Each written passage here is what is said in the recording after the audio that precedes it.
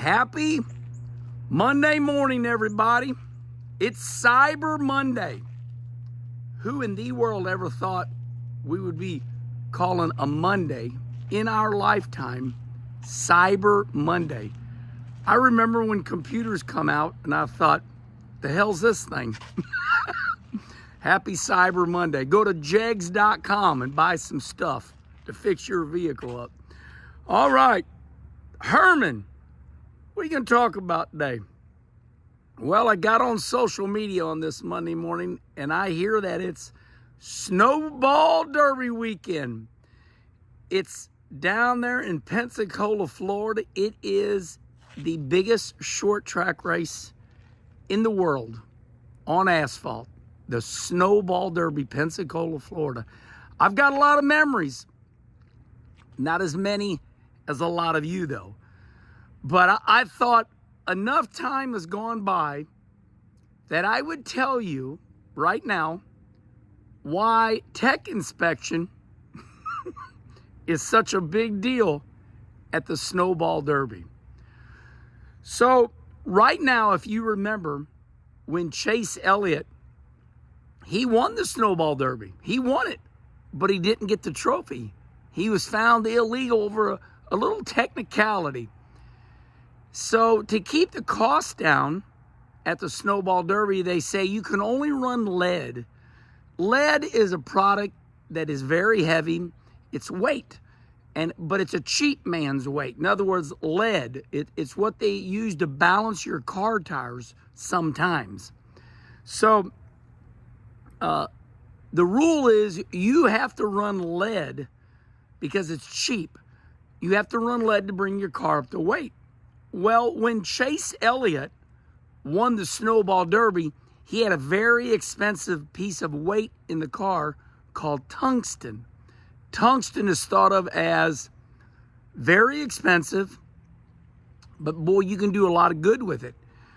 You could use a piece like, say, 6 inches long compared to 12 inches long if it was, lead. So anyway, a mere technicality disqualified Chase Elliott. People were getting very frustrated about all this little tech inspection. Oh my God, Ty Majeski won the race, but now he's got to go through tech inspection. So Coffee with Kenny this morning is about the history of why is there such rigid tech inspection at the biggest asphalt short track race in the world, and it's coming up this weekend, the legendary Snowball Derby. I'm here to tell you why. Okay. Back in, let's say 1986, 87, 88, somewhere around there, I go to the Snowball Derby. Now, I'm going to hide some of the names because I don't want them to hear. I don't want them to get roughed up. So, you go to the Snowball Derby, you got 50, 60 of the greatest asphalt short track racers in the world. They're all going to be there, and they've all won. Whether it's my buddy, Gary St. Amant, Rich Bickle, Gary Hot Shoes Ballou. I mean, all the big boys. I just mentioned some legendary names. Nowadays you got Bubba Pollard, Stephen Nasse, Ty Majeski, all the big boys. Here's why tech inspection is such a big deal. In my day, it's like, hell, we're going to soak tires. So you would take here's what I did. I did it because that's what you did back in the day. I qualified 6 for the Snowball Derby, and let me explain to you. I'm going to make the sound about my throttle, okay? This would be a normal sound. If you had normal tires on you or normal car, here's how your normal car sound, your throttle sound would be. 1 lap around Pensacola, it'd be like this, down in front of the straightaway. Wong, wong, wong. Okay. you take a tire durometer and you poke your tires, and they're supposed to be like 60. 60 would be on your durometer. It's a measuring, it's a little tool, and you poke the rubber, it would say, oh, this rubber is 60. Well, when I was done, my shit was about 25. Okay? And here's the way I went through the corner. Wah, wah. I thought, that's going to be the pole. I'm going to be quick time. I come in, they said, you're 6th. I said, then they're all cheating too.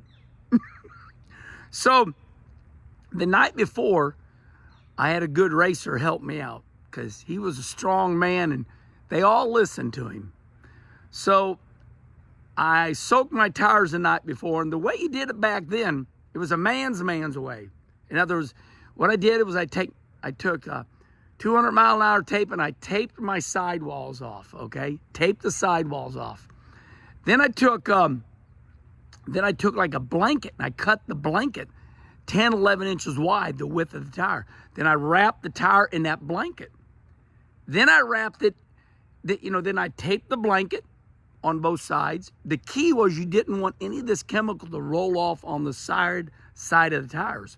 So I taped the sidewalls, then I put the blanket around, then I taped the blanket, then cellophane, like a wax paper, like they used to cook. Then tape that. Tape the cellophane around. A lot of work. Soaking tires is magic, but back in the day, this is the way we did it. Then what you did, you sliced, at the very top, you sliced something. You sliced that cellophane, and you had a full quart, and you would put that quart in, and every 15 minutes, you would rotate that tire.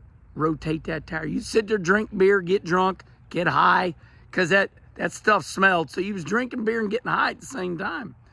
And you'd sit there all night long and soak them 4 tires. Well, now they'd also check your tires. But somebody that was so powerful helped me get through tech. That man went up to the tech inspectors and said, you're going to let Herman go. You're going to let Kenny Wallace go. And I made it. And I went on through tech inspection. My friends, that was all day long at the Snowball Derby. And the Snowball Derby became famous for that. Respond right here with your cheating Snowball Derby stories. I know people that had little bitty people, like guys that were small, kind of like Tony Glover. You know, Glover's my brother. Love him. I love Tony Glover. Tony is a smaller guy. I know guys that were so crazy that when they'd go through tech, they'd put a person up underneath the car. Y'all know who it is. I ain't going to say it. Respond right here. I know people that went through tech inspection at Snowball Derby with a person in the car.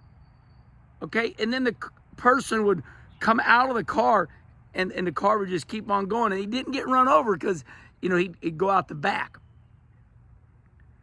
I know people that ran aluminum wheels, but they wanted you to think that they were aerodynamic and they had covers on the wheels. They didn't have covers on the wheels because they wanted you to think they were aerodynamic, but aluminum wheels are illegal. I know people that cheated so bad, it's like they should have lapped the field 6 times, but they didn't. All right, everybody, respond right here with your Snowball Derby, the old Snowball Derby cheating. Hey, I'm going to leave you with this one real quick. I know we're at 9 minutes, but this one's a good one. The best cheating scandal I've ever heard of. It's a set quick time at the Snowball Derby. You're only supposed to run gasoline. This guy had a tank inside his gas tank, and it was alcohol. Or maybe not alcohol, but a really good, like it was massive horsepower. You're like, well, how'd he get away with a carburetor? Behind the distributor, he had a little case in there, and where the 180-degree headers were. So he had another carburetor slid down in a little cabinet. And when the tech inspection guy, he was teching like 5, 6 cars at the same time. He'd say, pull your carburetor off. Let me see your carburetor. Well, They had old switcheroo. They pull the carburetor off, and then they grab that carburetor that was warm down inside above the transmission, and they'd give them that carburetor with just normal gas in it. I know guys that soaked their tires, had little people underneath their car to go through tech, and ran alcohol, had a small gas tank inside their gas tank, and then did the old switcheroo because they had the carburetor was riding along behind the distributor. I soaked tires, qualified 6. I think the damn coil wire fell out or something. 1986, 87, or 88, something like that. Respond right here. It's the greatest week of the year. And that, my friends, is why Snowball Derby tech inspection is so harsh nowadays.